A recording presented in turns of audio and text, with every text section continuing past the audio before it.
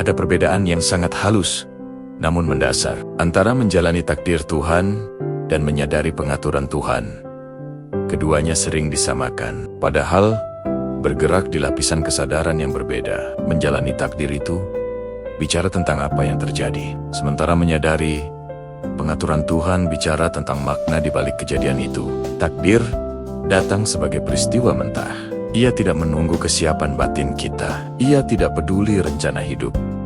Tidak menyesuaikan diri dengan harapan. Kadang ia jatuh seperti palu vonis dari langit, keras, final, dan terasa tidak adil. Tapi sesungguhnya takdir lebih mirip sungai panjang. Ia mengalir dari hulu kehendak Tuhan, melewati lembah ikhtiar kita, lalu bermuara pada samudera hikmah yang tak selalu bisa langsung kita pahami.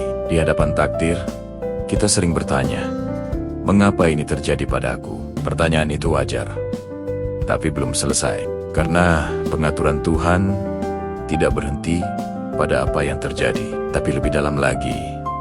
Bagaimana dan untuk apa semua itu terjadi?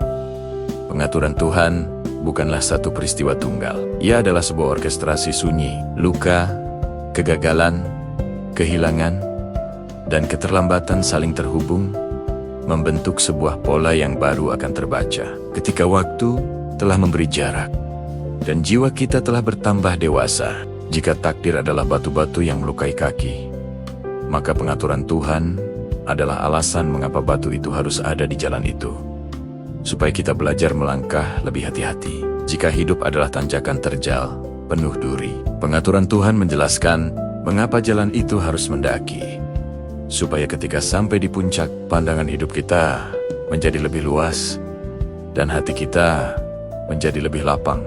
Disinilah pertanyaan kita mulai berubah. Bukan lagi, mengapa ini terjadi padaku, tapi menjadi, apa yang Tuhan kehendaki dariku melalui peristiwa ini. Menjalani takdir sering melahirkan kepatuhan, sementara menyadari pengaturan Tuhan melahirkan kepercayaan.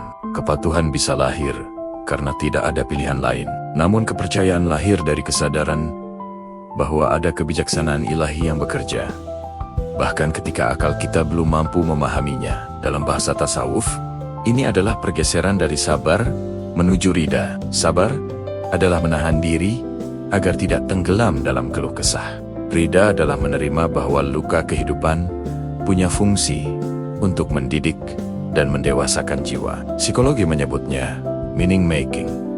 Teologi menyebutnya hikmah. Tasawuf menyebutnya kasif.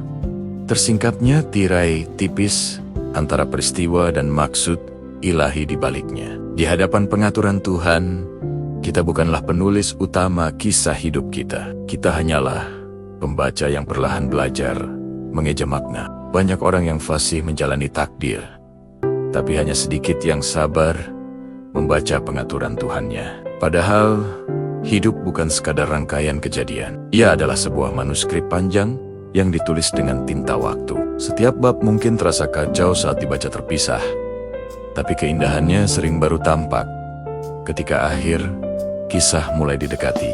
Tidak semua orang diberi kemampuan memahami pengaturan Tuhan saat peristiwa terjadi. Sebagian baru mengerti setelah waktu berlalu. Sebagian lagi memahaminya saat tak ada lagi penjelasan yang dibutuhkan. Di sanalah iman mencapai bentuknya yang paling matang.